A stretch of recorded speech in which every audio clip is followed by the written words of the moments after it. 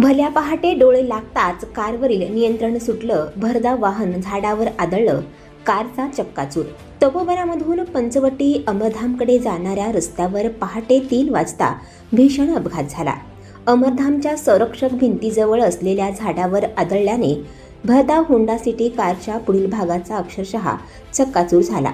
या अपघातात सूरज संजय यादव यांचा मृत्यू झाला असून 3 जण जबर जखमी झाले आहेत.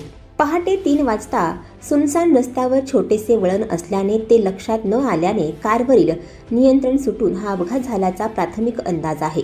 पोलिसांनी दिलेल्या माहितीनुसार पहाटे 3 वाजता भरधाव Honda City car MH01 BU 3112 Swaminarayan मंदिराकडून अमरधामच्या दिशेने येत होते.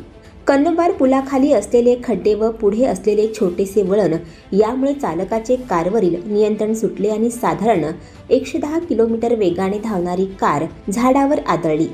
पहाटेच्या नीरव शांततेत झालेल्या या भीषण अपघाताच्या आवाजामुळे व जखमींच्या ओरडण्यामुळे परिसरातील नागरिक धावले. पंचवटी पोलिसांना याबाबतची माहिती कळताच वरिष्ठ पोलीस निरीक्षक गजेंद्र पाटील, सहाय्यक निरीक्षक शरद पाटील, उपनिरीक्षक सचिन चव्हाण यांच्यासह पोलिसांनी घटनास्थळी धाव घेतली. नागरिकांच्या मदतीने कारमध्ये अडकलेल्या जखमींना रुग्णवाहिकेद्वारे जिल्हा रुग्णालयात हलवण्यात आले. मात्र सूरज यादव याचा उपचारापूर्वीच मृत्यू झाला होता, तर राजेश हरी ठाकूर, प्रियांशू मोही, विश्वकर्मा, सतीश संतोष यादव यांना गंभीर दुखापत झाली. प्रत्यक्षदर्शींनी दिलेल्या माहितीनुसार अपघातानंतर कारचे स्पीड मीटर 110 ला लॉक झालेले आढळून आले. सूरज यादव हा कार चालवत होता. त्याच्या डोक्यास, पायास, चेहऱ्यास गंभीर दुखापत झालेली होती. अपघातग्रस्त कारमधील युवक देवळाली कॅम्प व विहितगाव परिसरातील असून मध्यरात्री कुठे जात होते याबाबत निश्चित माहिती मिळाली नाही.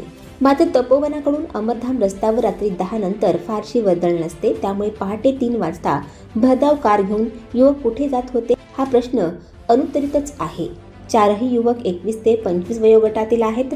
पंचवटी पोलिसांनी अपघाताचा गुन्हा नोंदविला असून हवालदार अमोल पाटील तपास करत आहेत. अपघातग्रस्त कारमध्ये पोलिसांना आक्षेपार्ह काही आढळलेले नाही.